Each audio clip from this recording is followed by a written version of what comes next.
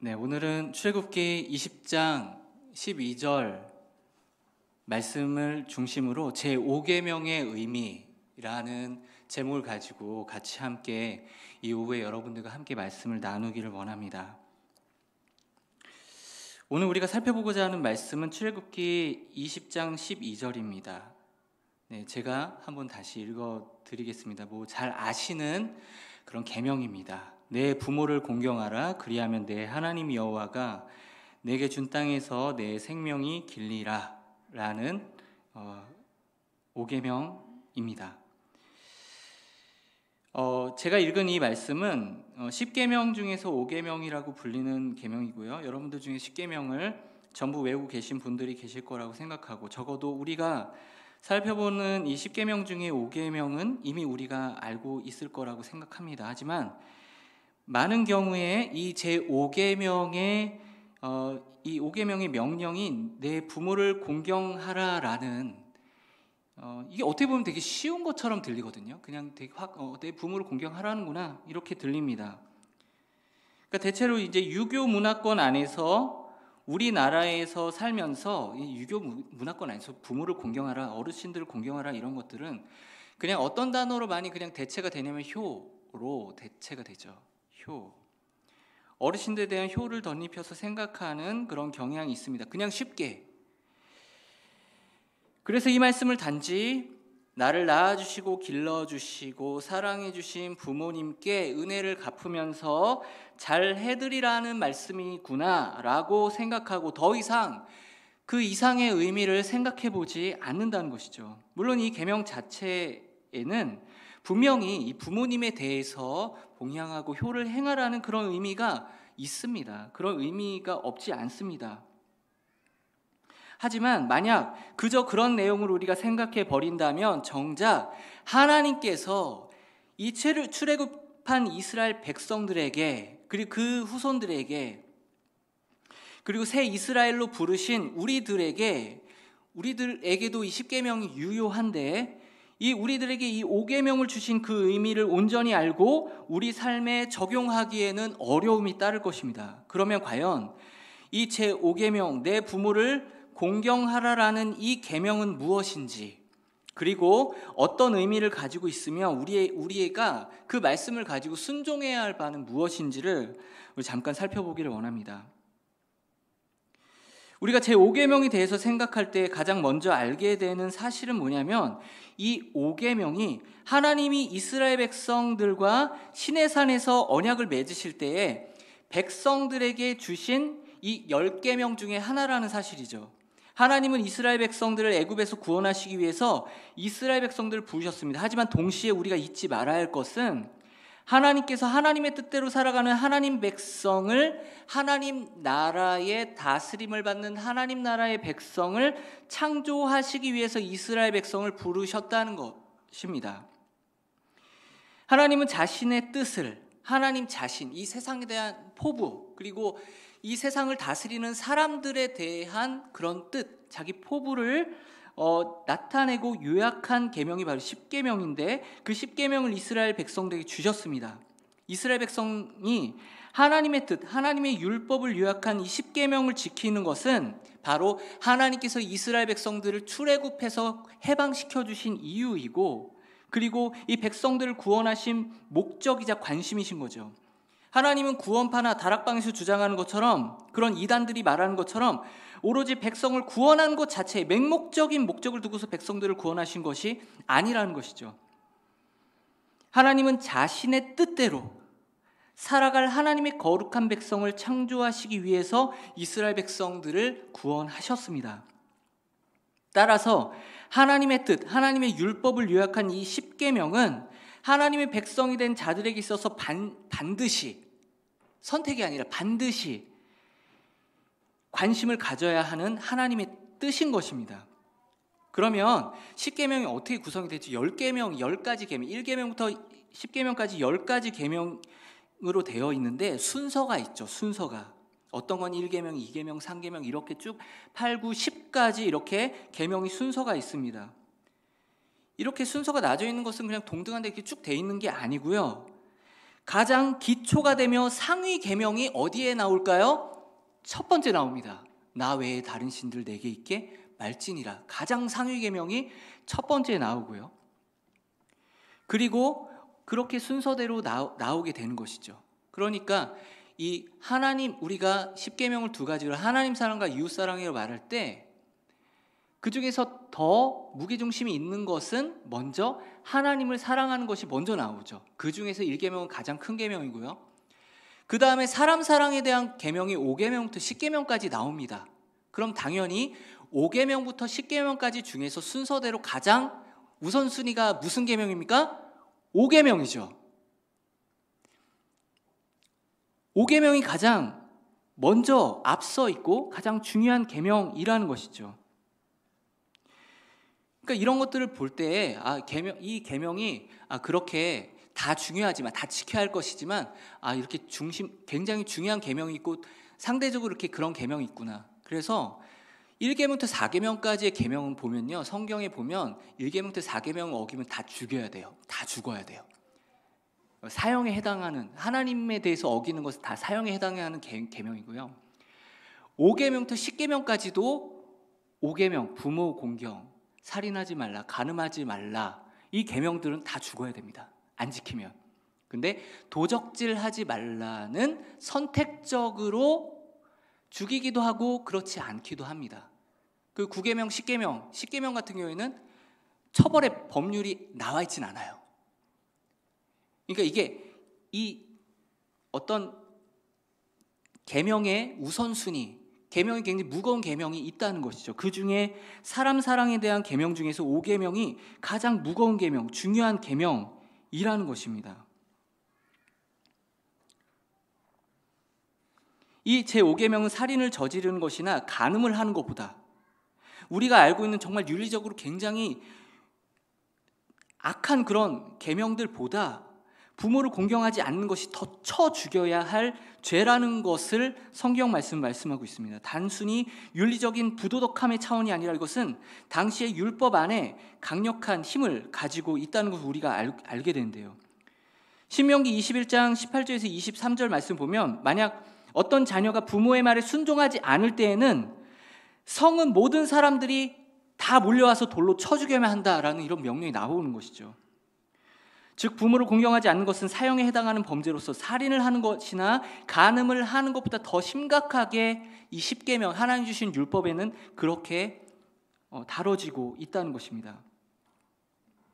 심지어 우리는 이 5계명의 문장을 이해하면서 5계명이 얼마나 중요한 계명인지를 알게 되는데, 우리는 우리의 유교적인 그런 유교 문화적인 시각으로 기껏해야 부모님을 잘 모셔야 한다는 의미 정도로 해석하지만, 공경하다라는 이 단어에 해당하는 히브리어 동사 카베드라는 이 본래의 뜻은 어디에 쓰이는, 어디에, 어느 대상에 주로 쓰이는 단어냐면 하나님께 쓰이는 단어입니다.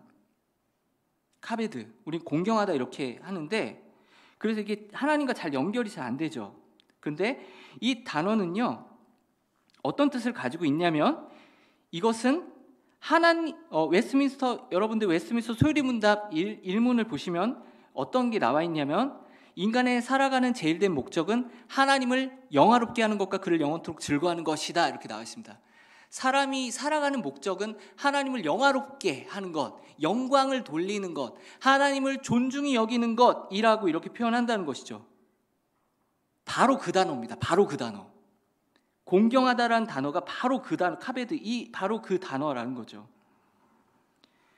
지금 하나님께 사용하는 이 카베드란 단어를 사람인 부모에게 사용하면서 부모를 다른 말로, 같은 뜻이지만 다른 말로 영화롭게 하라라는 거죠. 이것은 그동안 우리가 단순히 우리를 낳아주시고 길러주신 부모님이기 때문에 감사 혹은 도리로서 부모를 봉양하고 그냥 그런 정도의 의미가 아니라, 효도하고 이런 의미가 아니라, 하나님께서 부모에게 하나님과 연결되는 어떤, 하나님과 관련되어서 이 부모에게 어떤 지위, 어떤 위치를 부여하셨기 때문에 부모를 대할 때에 마치 하나님을 대하듯 대하라는 의미인 것입니다. 이것을 더욱 지지해주는 것은, 다른 사람과 관련된 계명에서는 그 계명을 지켰을 때에 이 10계명 보면은 어떤 약속도 나와 있지 않은데요. 반면에 이 5계명에서는요. 부모를 공경하라 이렇게 끝나지 않고요. 이 부모를 공경하면 하나님 주신 땅에서 생명이 길이 보존된다라는 유일한 약속이 나타나 있는 것이죠. 길이 살면서 장수한다, 오래 산다, 영원히 산다. 그 계명을 지키면 마치 사람이 하나님의 말씀에 하나님과의 언약을 지켰을 때에 영생한다라는 그런 하나님과 사람과의 그런 관계된 그런 계명을 우리가 떠올릴 만큼 부모를 영화롭게 하고 부모를 존중히 여기면 그러면 이 땅에서 길이 오래 산다, 복을 받으면서 산다라는 그런 내용이 나와 있다는 것이죠. 이 외에도 레위기 19장 3절에 보면은 너희 각 사람은 부모를 경외하고, 경외 누구에 대해서 쓰는 표현입니까? 하나님께 쓰는 표현입니다. 그것이 부모에게 쓰이고 있죠. 부모를 경외하고 두려워하고 부모를 멸시하지 말라, 가볍게 여기지 말라. 이 보통 하나님께 쓰는 표현이 다른 사람한테는 잘 쓰이지 않는데 독보적으로 부모라는 사람 존재에 대해서는 이런 하나님께 많이 쓰는 표현들이 쓰여지고 있다는 거죠. 그만큼 하나님께서 이 부모에게 하나님의 준하는 권위를 이 부모에게 주고 계시다라는 것을 우리가 알 수 있는 것입니다. 그러면 우리가 생각해 봐야죠. 하나님께서는 도대체 왜 이 오로지 부모에게 마치 하나님 같은 위치와 어떤 지위, 자녀에게 있어서 이 부모는 하나님 같은 존재로 하나님께서 세워주셨는데 왜 그런 것일까? 그것은 하나님께서 우리가 아브라함을 생각해 보면요.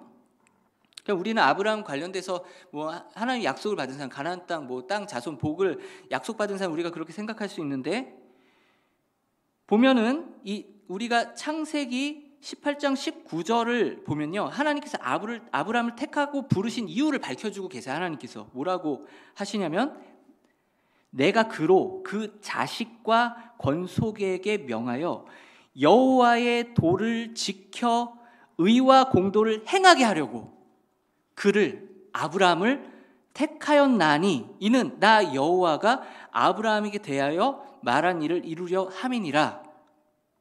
하나님께서 우리 믿음의 조상 아브라함을 택하신 이유는 그 아브라함의 자손들에게 아브라함이 여호와의 도를 지켜 의와 공도를 행하도록 그렇게 만들게 하기 위해서,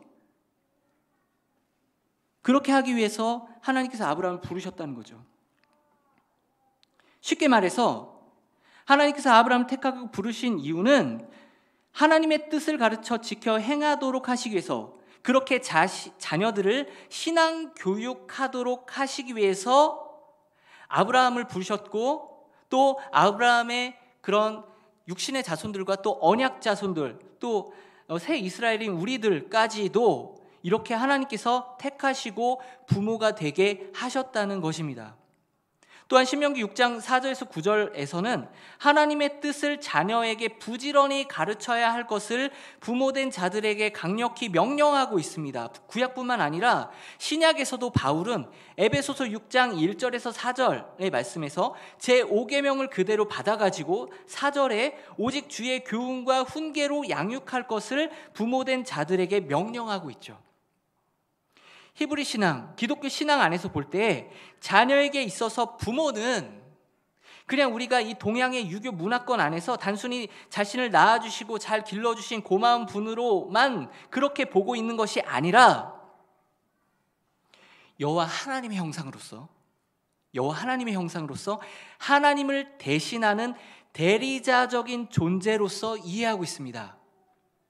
따라서 부모는 부모가 되기에 앞서 먼저 무엇을 알아야 되냐면, 부모가 먼저 무엇을 알아야 되죠?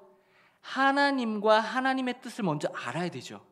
그리고 그 뜻대로 본인이 하나님 뜻대로 살아가려고 애써야 할 뿐만 아니라 자신의 자녀에게 있어서 하나님의 뜻을 지켜 행하도록, 그래서 하나님이 아브라함을 의와 공도를 행하도록 하시기 위해서 부르셨잖아요. 그래서 우리의 자녀들이 우리로 말미암아 의와 공도를 행하도록, 하나님 나라의 백성에 합당하게 의와 공도를 행하여 지키도록 가르쳐야 하는 큰 권위와 그 권위에 따른 막중한 책임을 우리에게 주신 거라는 거죠.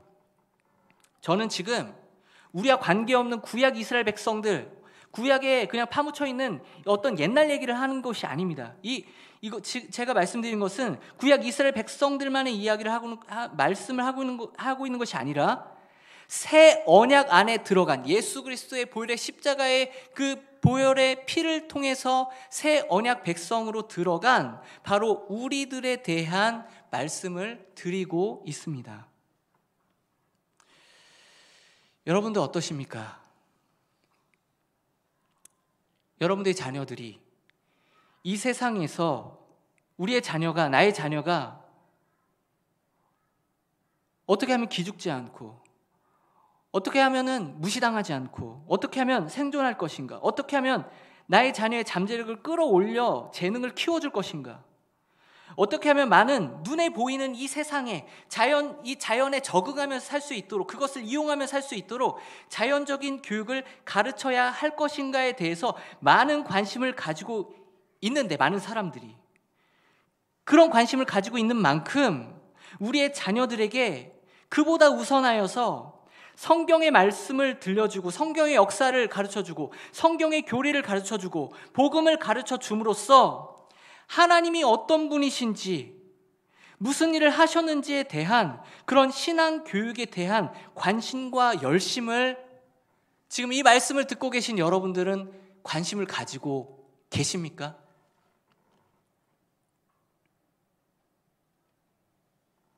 이 세상에 우리가 알아야 되는 지식은 성경 말씀뿐만 아니라 우리 칼빈 선생님뿐만 아니라 우리가 이 세상에서 배워야 될 지식은 이 눈에 보이는 가시적인 세상만이 아닙니다. 눈에 보이시지 않는 영으로 계시는 하나님을 우리가 이 세상을 알기 전에, 우리의 자녀들이 이 세상을 먼저 알기 전에 눈에 보이시지 않지만 분명히 살아서 이 세상을 창조하시고 이 세상을 구원해 가시고 하나님 나라를 세워 가시는 그 하나님을 먼저 알아야 할 줄로 믿습니다. 이것을 먼저 가르쳐야 되는 겁니다. 하나님을 아는 지식, 그리고 자연을 아는 지식은 그 다음이죠. 하나님을 먼저 알고 이 세상을 이용하는, 사용하는 방법, 이 세상을 살아가는 방법, 처세, 지혜, 그건 그 다음이죠. 그런데 오늘날 많은 불신자들은 그렇게 삽니다. 눈에 보이는 세계가 다기 때문에, 전부이기 때문에 뭐 너나 할 것 없이 백윤백 그렇게 삽니다. 근데 여러분들 어떠시죠? 우리는 다른 사람들입니다. 우리는 그분들과, 그 세상 하나님을 인정하지 않는 사람들과 다른 목적, 다른 방향을 향해서 가는 사람들입니다. 우리는 눈에 보이시지 않는 영신 하나님을 섬기며 사는 하나님의 백성인 줄 믿으시기 바랍니다. 마땅히 그렇다면 우리가 자녀들에게 이 세상을 이용하는 방법을 알려주기에 앞서서 누구를 알려줘야 될까요? 누구를 알려줘야 될까요? 영이신, 우리의 주인이신 하나님을 먼저 알려줘야 하는 것입니다. 지난번에 이유한 목사님께서 어떤 불신자분이 이 코로나 기간 동안에 코로나 때문에 자녀를 못 보내겠다고, 그 얘기가 기억이 납니다. 계속. 그런데 설득을 해봐라. 마스크 방역 잘하면은 괜찮아, 우리 괜찮다. 그렇게 설득을 하니까 그 불신자 부모님이 자녀를 보내주셨다는 거죠. 이거 참, 들으면서 되게 씁쓸한 것은 이렇게 불신자 부모님도 보내주시는데 자녀의 어떤 신앙 교육, 자녀의 예배, 영적인 생활, 하나님과의 관계, 이런 것에 별로 관심이 없는 직분을 가지신 그런 분들도 있더라라는 거예요. 전에 있던 교회, 제가 중고등부를 맡았을 때는 그 교회 안수 집사님, 이런 분들의 자녀가 다니는데 뭐 시험 때 누가 막냐면 그 안수 집사님이 막았습니다. 저희 교회 못 나갑니다. 공부해야 합니다.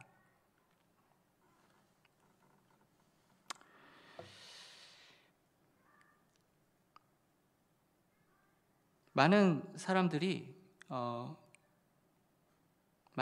그렇듯 마치 세상에 대한 지식과 교육을 알려주는 것은 부모의 몫으로, 신앙에 대한 교육은 자기 자신이 아니라 오늘날은 많은 2세, 2세대, 3세대 그런 신앙의 대를 잇는 많은 분들이 어떻게 생각하시냐면 자녀의 신앙 교육을 하는 것에 대한 책임이 교회에 있다라고 생각하시는 분들이 계세요. 그것은 교회 학교가 하는 것이라고 말씀하는 분들이 계세요. 심지어 어떤 분들 그것조차도 맞고요. 우리가 제5계명을 통해서 하나님으로부터 부모에게 엄청난 권위와 책임이 주어진 배경을 보았을 때 그것이 하나님의 대리자로서 하나님의 뜻대로 주의 훈계로 자녀를 가르치고 양육하는 것이 부모된 자들의 청지기적인 그런 사명, 그것에 헌신해야 될 사명임을 기억할 때에 자녀의 신앙 교육에 대해서 우리는 마땅히 관심을 가지고 우리가 구체적으로 그것을 할 수 있도록 행동해야 한다는 것입니다. 이 배경이 있습니다. 근데 도대체 왜 오늘날 많은 부모들이 자녀 신앙 교육에 있어서 구경꾼이 되었을까? 배경은 있습니다. 그 이유는 신앙을 가진 부모들 사이에 신앙을 교육하는 책임이 자신에게 있기보다는 교회 학교, 주일 학교에 있다는 생각을 암암리에 많은 사람들이 가지고 있기 때문인데요. 그것은 여러분들이 아셔야 될 것은 교회 역사 속에서 이 주일학교, 지금 주일학교 있잖아요. 그래서 뭐 유아부부터 유치부, 유년부, 초등부, 중등부, 고등부 이렇게 해가지고 교회 학교에서 이렇게 막 말씀을 가르치고 예배도 드리고 이렇게 하고 있는데 이것은 하나님께서 교회를 창설하시고서 이 교회의 숱한 교회사의 역사 중에서 굉장히 최근의 일이라는 거예요. 이게 옛날부터 그랬던 게 아니라는 거죠. 교회에 어떤 교육부서가 있어가지고 이거는 근래에 있었던 일이라는 것입니다. 뭐 배경은 있어요. 배경은 있습니다. 옛날에 이제 산업혁명이 일어났을 때 유럽에서 빈부격차, 그리고 또 미국에서 빈부격차가 일어나니까 가정이 막 무너졌어요. 산업혁명이 막 일어나면서 막 가정이 무너지는 그런 데가 있으니까 이제 그런 안타까운 현실 속에서 교회가 무엇에 관심을 가지기 시작했냐면 부모가 없이 신앙교육을 받을 수 없는 고아들을 대상으로 신앙과 글 공부를 가르치기 시작한 게 그게 주일학교 교육의 시작이에요. 그렇게 시작된 거예요. 부모가 자녀를 신앙교육할 부모가 없어서 부모가 굉장히 그 자녀를 신앙교육할 수 있는 그런 환경적인 상황이 되지 못하는 것을 교회가 그들을 선교적인 마음으로 시작했던 게 그게 주일학교라는 거예요. 그렇게 시작됐어요. 그리고 그 주일학교가 이제 점점 보편화되기 시작합니다. 발전하게 되죠. 지금 우리들 교회 대부분에 시행하는 주일학교가 그렇게 온 거예요. 주일학교는 선교적인 목적을 가지고 있기 때문에 앞으로도 계속 될 필요는 있습니다. 하지만 환경과 상황이 변하더라도 주일학교가 있더라도 자녀를 신앙으로 양육하는 책임과 중심은 주일학교가 아니라는 거예요. 누구입니까? 그 자녀를 낳은 부모입니다. 우리 착각하면 안 됩니다. 부모는 늘 주일학교는 기껏 1시간, 2시간 더 시간을 얻기 쉽지 않습니다. 부모는 늘 자녀와 함께 있습니다. 역부족이에요. 주일학교는 역부족 그런 걸 느낍니다. 주일학교 그 가운데서도 막 역사가 일어나는 거 보면은 참 놀랍습니다. 그 잠깐 나오는 아이들이 이 주일학교에서 은혜 받고 변화받는 거 보면 그건 진짜 은혜라고밖에 말할 수가 없어요. 근데 왜 더 많은 시간을 가지고 있는 부모님들이 왜 그걸 안 하냐는 거죠.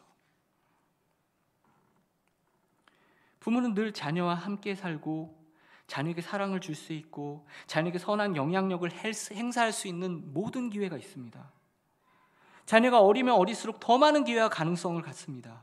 부모는 하나님께서 주신 신앙 교육에 대한 책임을 누구보다도 부담이 아닌 사랑으로 감당할 수 있는 사람들입니다. 낳았기 때문에.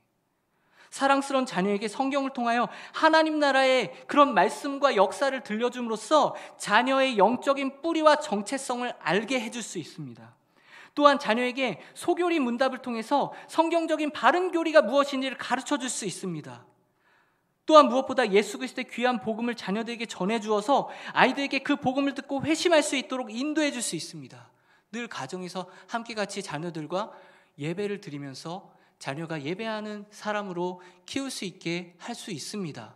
되게 감사한 거는 제 주일학교 하는데 얼마 전에 어느 학부모님께서 저한테 가정에서 그 가정 예배를 드리고 싶은데 좋은 교재가 있는지 알려달라고 추천해달라고 이렇게 문의를 하시더라고요. 이게 극히 드문 일이기 때문에 저는 굉장히 반갑습니다. 지금 살펴보고 있어요. 지금 예배를 드리고 계실 거라고 생각하는데 부모가 자녀에게 관심이 있는 거예요. 그분은 그것만 그런 게 아니고 자녀에 대해서 계속 저한테 이렇게 와서 말씀을 해주십니다. 본인도 이 주일학교뿐만 아니라 본인도 열심히 가정에서 하려고 하시는 거겠죠. 매우 반가운 소식이죠. 이 모든 것이 하나님께서 부모에게 주신 권위이자 권리이자 책임과 의무인 것입니다. 하지만 이 하나님의 대리자로서의 부모의 권위는 1차적으로 육신의 부모에게 있지만 교회에서는 이 영적인 부모의 권위를 가지고 있는 여러 분들이 계세요. 우리가 더 이 말씀을 확장해서 볼 때 누가 계시죠? 이 교회를 지도하신 우리 담임 목사님이 계시고요. 또 여러 부목사님들이 계시고 또 교구에는 누가 계십니까? 각 교구의 교구장님들, 순장님들, 그리고 청년부의 순장님들, 각 교육국에서 누가 계시죠? 교사, 선생님들, 교사로 섬기고 계신 선생님들이 모두 다 그렇습니다. 이분들은 영적인 아비, 영적인 어미이신 거예요. 이 영적인 부모의 직분과 권세는 매우 크기에 교회는 영적 부모로서의 리더십을 가진 자들의 지도를 잘 따라야 하는 것이죠. 영적인 부모의 자리에 서 있는 분들은 하나님께서 맡겨주신 영적 자녀를 자기 자녀 사랑하듯이 하나님의 말씀과 사랑을 나눠야 할 것입니다. 이전보다 나와 함께하고 있는 나의 순원들이, 나의 청년들이, 나의 어린 학생들이 이전보다 더 나를 만나기 전에 전보다 더 하나님을 알아가고 이전보다 더 영적으로 성품적으로 성장할 수 있도록 도와줘야 한다는 것입니다. 이는 굉장히 영광스러운 직분이고 우리 모두 사모해야 할 직분입니다. 여기 계신 분들 중에서 나는 지금 이 말씀 들으시면서 나는 뭐 자녀 다 키웠고 그렇게 생각하시는 분들 계시면요, 주일학교 교사 하시기 바랍니다. 주일학교 교사. 영적인 어머니, 영적인 아버지가 되어주시면 너무나 좋을 것 같습니다. 아멘이십니까? 네. 말씀 맺겠습니다. 10계명 중에 제5계명이 말씀하고 있는 내 부모를 공경하라는 이 계명의 핵심은 단순히 낳아주고 길러주신 부모님께 감사하는 마음으로 효도 행하라는 의미를 넘어서서 하나님께서 부모를 하나님의 대리자로 세우셨기 때문에 자녀에게 있어서 부모는 하나님과 같은 절대적인 권위를 가진 존재라는 데에 있습니다. 따라서 자녀는 하나님 섬기듯 부모에게 순종해야 하고 부모는 하나님께서 자신을 택하시고 부르신 이유가 나에게 주신 자녀를 하나님의 뜻을 따라 살도록 하기 위해서 부모로 부르셨다는 것을 우리가 기억하고 주님의 교훈과 주님의 훈계로 신앙 교육해야 할 것입니다. 아브라함과 더불어서 하나님께서 우리를 먼저 택하여 부르신 것은 바로 우리의 자녀들을 주님의 교훈과 훈계로 하나님 나라의 의와 진리를 행하도록 가르치시기 위해서입니다. 따라서 우리가 성공해야 할 것은 단지 교회에서 나에게 맡겨주신 그런 봉사를 열심히 하는 것뿐만 아니라 혹은 자녀의 가정의 자녀들이 세상에 대한 공부에 대한 어떤 입시라든지 어떤 성공 그런 것들만 도와주는 것이 아니라 오히려 그것보다 더 우선하여서 하나님에 대한 공부인 하나님의 진리와 하나님의 지혜로 신앙 교육하는 것임을 우리가 기억하고 어떻게 하면 내가 사랑하는 나의 자녀, 하나님께서 나에게 주신 하나님의 자녀와 이 손자, 손녀들에게 하나님의 뜻에 따라 키울 수 있을까 생각하고 준비하고 가르쳐서 하나님께서 나에게 맡겨주신 자녀가 누구보다도 하나님의 사람, 하나님의 뜻대로 살아가는 사람이 되도록 해야 할 것입니다. 저와 여러분들이 하나님이 주신 이 귀한 이 부모의 권위로 이런 참되고 신실한 부모가 되시기를 주님의 이름으로 축원드립니다. 아멘. 기도하시겠습니다.